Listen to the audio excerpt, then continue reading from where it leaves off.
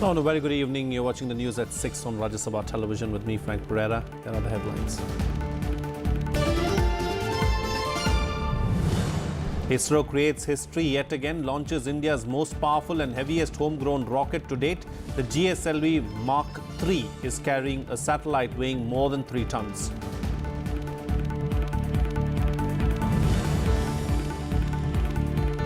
Diplomatic crisis deepens in the Gulf. 3 Gulf nations and Egypt, Libya and Yemen sever ties with Qatar, accusing it of supporting terrorism.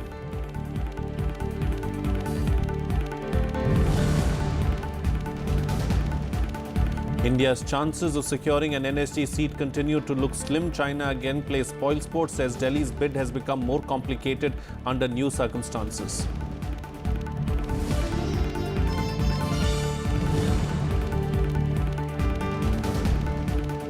On World Environment Day, the centre launches segregation campaign, a crucial move not just for the environment but safety of garbage collectors and rag pickers.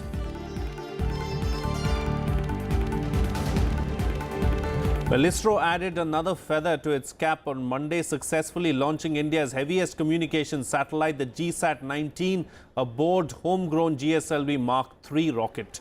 The rocket, weighing 640 tons and standing at 43.43 meters, successfully lifted off at 5:28 p.m. from the second launch pad at the Satish Dhawan Space Center in Sriharikota. The rocket carried along into space the GSAT-19 communication satellite, weighing 3,136 kilograms, to an altitude of around 179 kilometers above the Earth after just over 16 minutes into the flight. This is the heaviest satellite to be launched on the indigenous rocket. It is expected that one day it will also successfully carry astronauts to space. Until now, ISRO had to depend on foreign launchers for communication satellites weighing more than 2,300 kilograms. The GSLV Mark III D1 is capable of lifting payloads of up to 4,000 kilograms into the geosynchronous transfer orbit and 10,000 kilograms into the low Earth orbit. Monday's launch is being hailed as a turning point in the Indian space journey. I take this opportunity to congratulate the entire team which has relentlessly worked over many decades, and for this program from 2002, a great success in the maiden attempt, and now GSLV Mark III has successfully put this at 19, which is the next generation satellite with multi-beam, and we will be looking forward to the operation of this satellite. Well, the Urban Development Ministry today launched its solid waste management initiative in the National Capital Region. Well, Union Minister Venkaiah Naidu kick-started the waste segregation campaign in 9 of the NCR's urban local bodies, including 5 in Delhi. Under the initiative, the government will install 2 dustbins, wet waste in green bins and dry waste in blue bins. This will be mandatory in all households, hotels, restaurants and public places. The initiative aims to address major environmental issues like inappropriate disposal and burning of solid waste. The program will be launched in 130 cities where waste to compost plants are either functional or under construction. ये व्यवस्था केवल सरकार के द्वारा, corporation के द्वारा नहीं, आप लोग भी खुद करना चाहिए। अपना घर के सामने 2 बकेट रखना ये कोई बड़ा विषय है क्या? इसके लिए सरकार पैसा देना है क्या? दुर्भाग्य है इस देश में आजादी के इतना साल के बाद भी हमारे लोगों में एक प्रवृत्ति बन गया, उसके लिए हम ही लोग जिम्मेदार है। राजनेता प्रवृत्ति क्या है? सब काम सरकार करेगा, हम बेकार बैठे तो चलेगा। ये मोदी जी ने कहा ये नहीं चलेगा। जनता का भागीदारी होना चाहिए. People's involvement has to be there. Everybody should become part of it, and everybody should do their duty. Then only it will be successful. Meanwhile, the Indian Railways has got cracking on environment management with a focus on pollution control and efficiency in energy consumption. Indian Railways is the largest consumer of energy, and a use of green energy is expected to reduce carbon footprint. Here's more. Going green, the Indian Railways will strive to reduce carbon emission by 33% in the next 10 to 12 years through sustained energy efficiency measures and maximum use of clean fuel. Promoting low-carbon mass transportation system, the railways will be using 5% biodiesel and CNG or LNG while stepping up use of renewables up to 10% for its energy needs by 2030.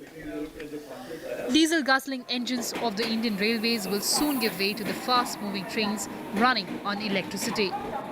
जो साफ सुथरी ऊर्जा बने, renewable ऊर्जा बने, पर्यावरण की रक्षा करने वाली ऊर्जा बने, उसको ध्यान में रखते हुए 1000 मेगावाट सोलर, 300 मेगावाट विंड और वेस्ट टू एनर्जी, और साथ ही में बिजली पूरी मात्रा में रेल का इलेक्ट्रिफिकेशन, इससे भी अगले 10 साल में 41,000 करोड़ रुपए का बचेगा और पर्यावरण की रक्षा होगी ही होगी. Railways has also decided to recycle water and promote rainwater harvesting systems and revival of water bodies across the country. इसमें पानी सबसे बड़ी बात है, जिससे वाटर बॉडीज़ को रिस्टोर किया जा रहा है, वाटर रिसाइकलिंग, वाटर ऑडिट्स, उससे कम से कम 300 करोड़ रुपए रेल का साल का बचेगा.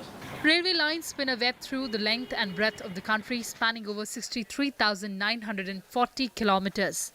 The emission burden from the transport sector as a whole has risen 3.5 times since 1990 to stand at 250 million tons of carbon dioxide in 2013. The railways contributed 9.7% or emitted 24.7 million tons of CO2. The Indian Railways needs to meet standards adopted by other railways across the world to install necessary pollution control and waste disposal mechanisms. Kriti Mishra, Rajya Sabha TV.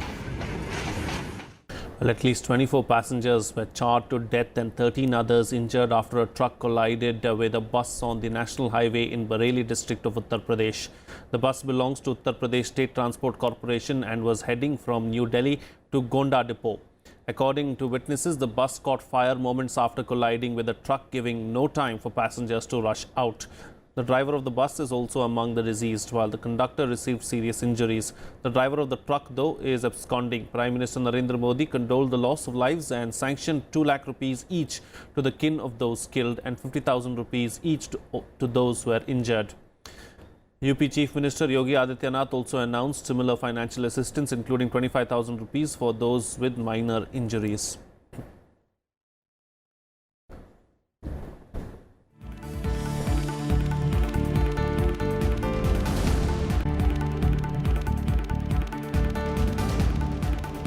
It's time for a short break now, but news and updates will continue on the other side. Stay tuned, we'll be right back.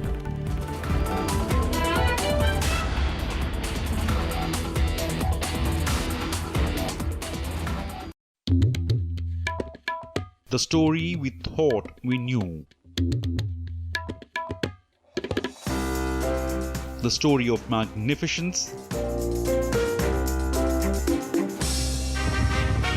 The story of bloody battles. Of those who ruled and those who left their footprints. The story charting the course of our past. Talking History on Rajya Sabha TV.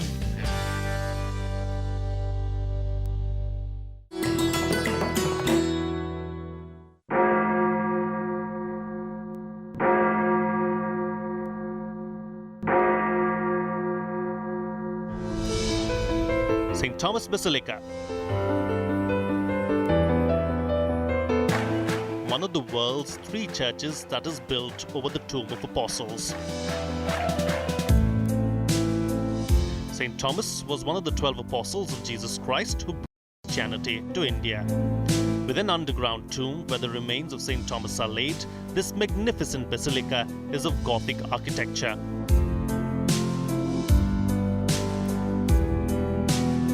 The stained glass of the church depicts some divine moments of St. Thomas's life. In 2006, this church was conferred with the status of National Shrine.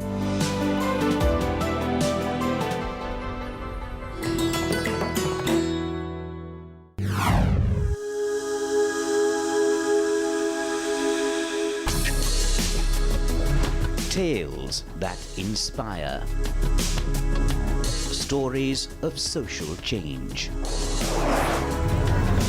A salute to diversity. Promoting public discourse. Events that motivate. Inspiring the innovative spirit. Watch Rajya Sabha television documentaries.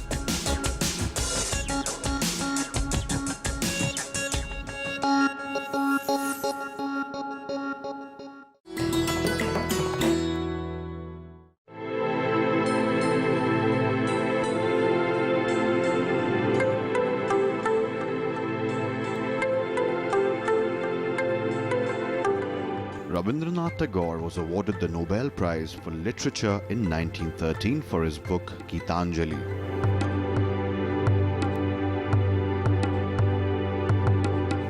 In 1950, he composed the music and lyrics for India's national anthem, Jana Gana Mana. And when Bangladesh became independent in 1971, they chose Tagore's song, Amar Shonar Bangla, as its national anthem. Tagore's life and works have made him a cultural icon, studied the world over, even into the 21st century.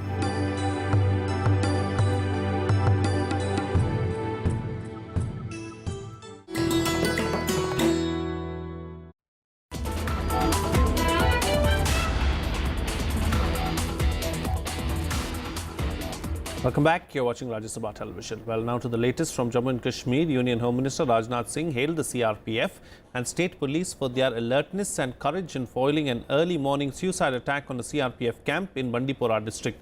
A major haul of arms and ammunition, including grenades, explosives and automatic weapons, were made from the killed terrorists. Here are the details. 4 terrorists were killed by security forces on Monday as they tried to carry out a suicide attack on a CRPF camp at Sambal in Bandipora district. Officials confirmed the heavily armed militants tried to enter the camp of the 45th CRPF battalion around 3:45 am and the terrorists were killed in retaliatory firing. 4 AK-47 rifles and grenades were recovered from the encounter site. The attackers were also reportedly carrying petrol to set the camp on fire. Soon after the incident, security forces cordoned off the area. There were 4 Fedayins involved in this encounter. They attacked the camp, the sentry post and the outer periphery by hurling grenades and by reverting to automatic fire. Our sentries replied immediately and our QRTs and replacements, reinforcements came in, including our company commanders who were on the site. And we were able to engage the Fedayins successfully and we were able to kill 4 Fedayins in an encounter that lasted for about 45 minutes. 4 AK-47 जो इनके पास थी, बाकी इसके अलावा magazines हैं. एक बड़ी खास बात यह है कि पेट्रोल काफ़ी मात्रा में इनके पास से बरामद हुआ है, तो इससे ऐसा लग रहा था कि ये शायद कहीं पे कैंप में घुस के आग लगाने की इनकी कोशिश थी. Home Minister Rajnath Singh lauded the CRPF and Jammu and Kashmir police personnel for their alertness and courage. Kashmir has remained tense after the killing of a Hizbul terrorist over a week back, which were followed by shutdowns by separatists.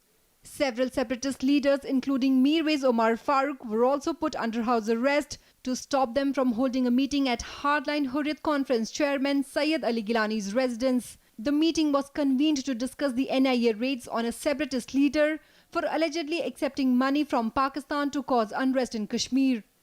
INB Minister Venkaiah Naidu has ruled out the possibility of holding talks with the Kashmiri separatists. Naidu also called the separatists destructive and further added to the Hawala money allegations.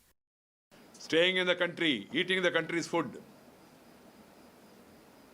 serving the cause of others. What is witch hunting? You are an Indian. You have to be loyal to India. How can you call yourself a separatist? That is the question. And moreover, they have been receiving money from across the border. That is the information they got. That's why raids are conducted. If you have no problem, then why should you worry? Meanwhile, in a telephonic conversation, the Director Generals of Military Operations of both India and Pakistan discussed the increasing incidents of ceasefire violations by Pakistan in the last couple of months.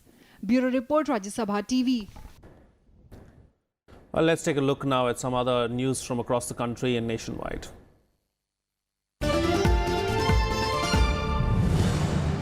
A Delhi court on Monday allowed industrialist Naveen Jindal to travel abroad for business. He is an accused in the coal block scam. Besides Jindal, the case also involves former Jharkhand Chief Minister Madhu Koda. The court has directed all the accused not to tamper with evidence and also not to influence witnesses.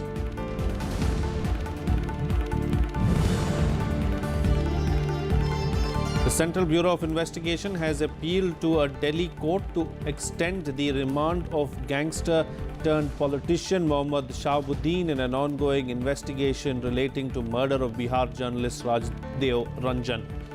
The CBI had taken custody of the former RJD MP on May 29th for questioning. 5 persons have been arrested in the case so far.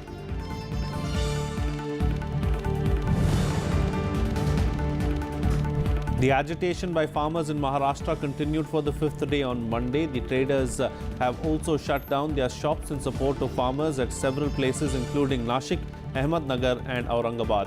The farmers are demanding loan waiver from the government and other concessions like lower power tariff.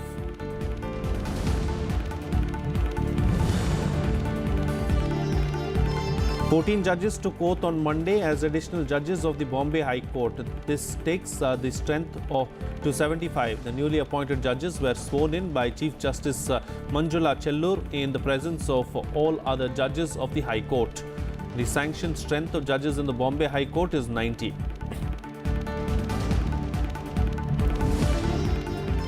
Well, China plans to continue blocking India's attempts to join the elite nuclear supplier group, claiming that Delhi's bid has become more complicated under new circumstances.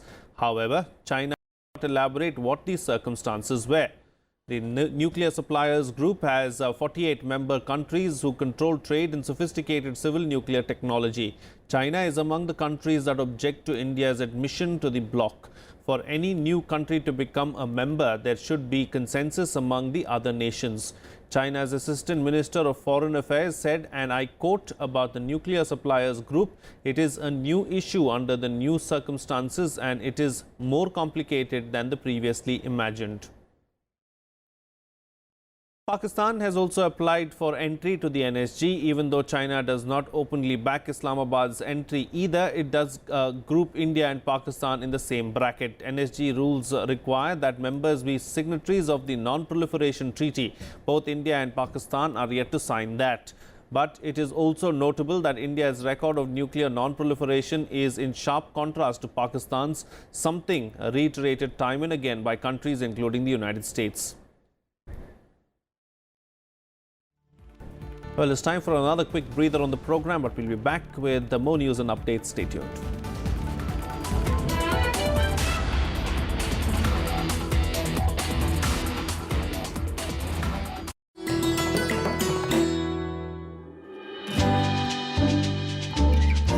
Misty valleys, foaming rivers. Perched atop all these is Cherrapunji, also known as Sohra or Churra, which means the land of oranges. Year-round rain had once placed Cherrapunji in the record books as the wettest place on earth. Today, climatic changes have pushed it out of the top wet slot. But Cherrapunji continues to retain its pristine features. These perpetual clouds and the all-pervasive mists.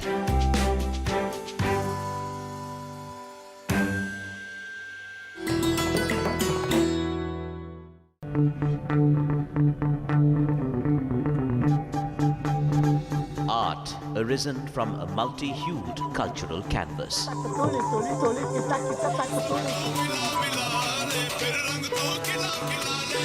Tradition and cultural fervor dating back centuries.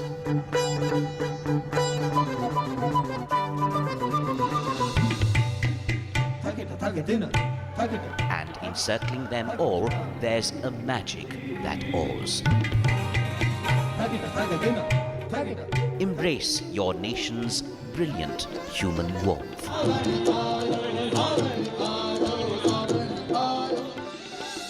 Watch Colours of India, Sundays at 9:30 p.m. on Rajya Sabha television.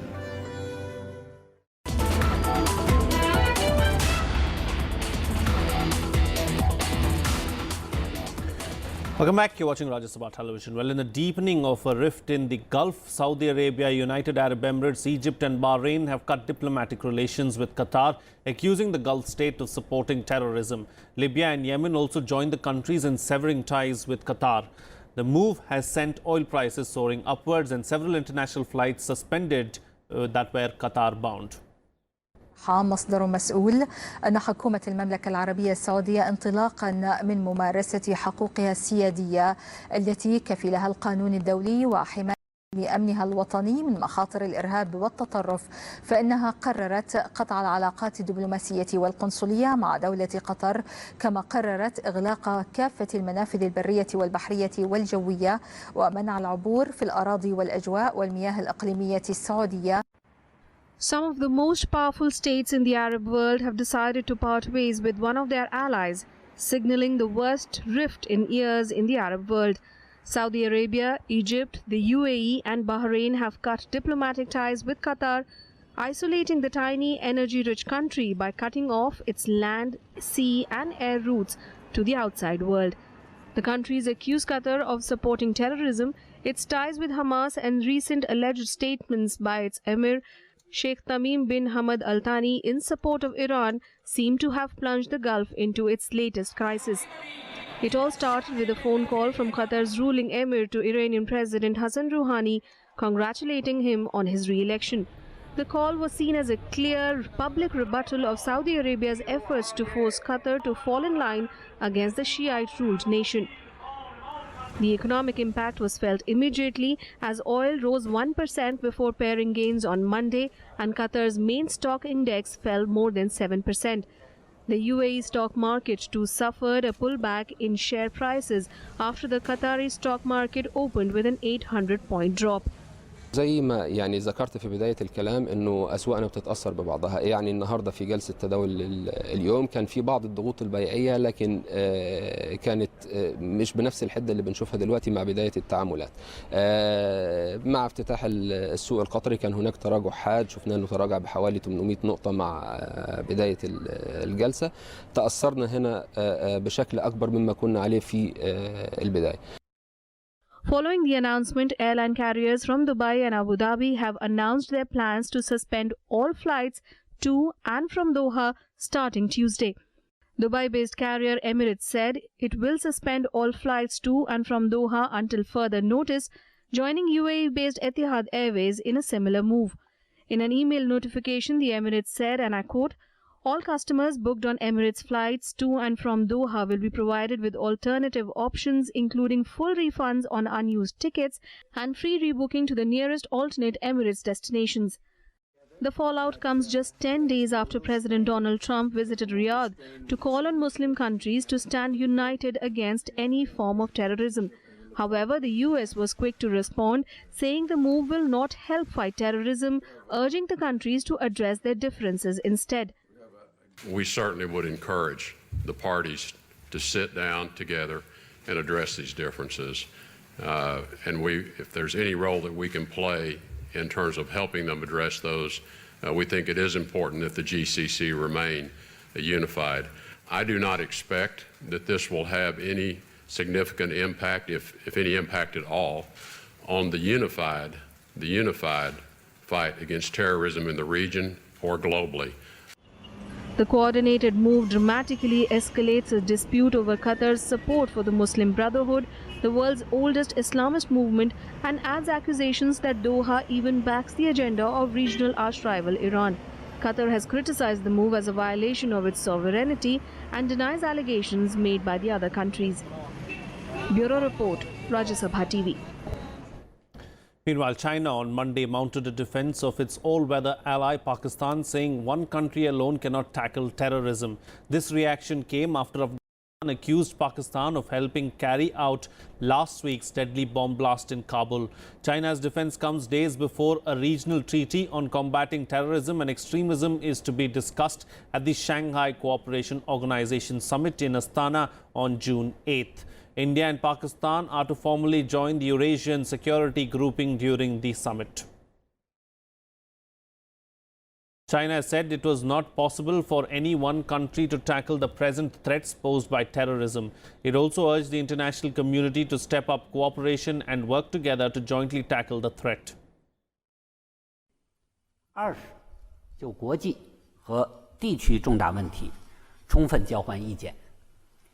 习主席将与各国元首围绕上述议题，深入探讨新形势下携手应对风险挑战，促进共同安全稳定。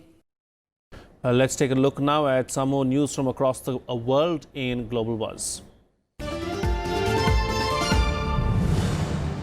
7 illegal migrants were found dead inside a refrigerated truck in Libya. According to authorities, the cause of the death may be suffocation. The migrants claim that smugglers packed them into the truck on Friday to transport them to a boat which would cross the Mediterranean. The migrants further added that the truck driver left the vehicle on the side of the road after unknown gunmen began firing at the tires. Defying the Trump administration, California on Monday promised to work with China in regards to the Paris Climate Accord. Addressing the International Summit of New Environmental Protection Technology in China, Californian Governor Jerry Brown met the provincial party secretary Li Qiang and discussed about merging carbon trading markets. Both the leaders also signed a clean technology agreement. Brown will also host a clean energy forum in Beijing next week.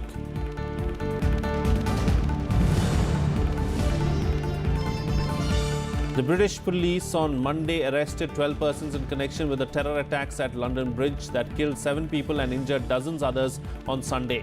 A white van hit pedestrians on London Bridge, then 3 men got out and stabbed people in nearby Borough Market. Following the attack, the country's major political parties temporarily suspended campaigning days before the general election, which is scheduled to take place on June 8th.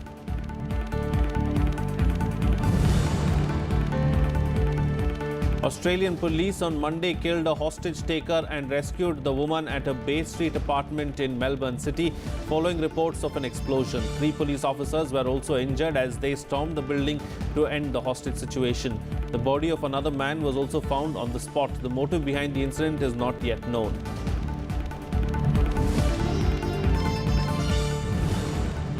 That's it on this newscast. Have a good evening.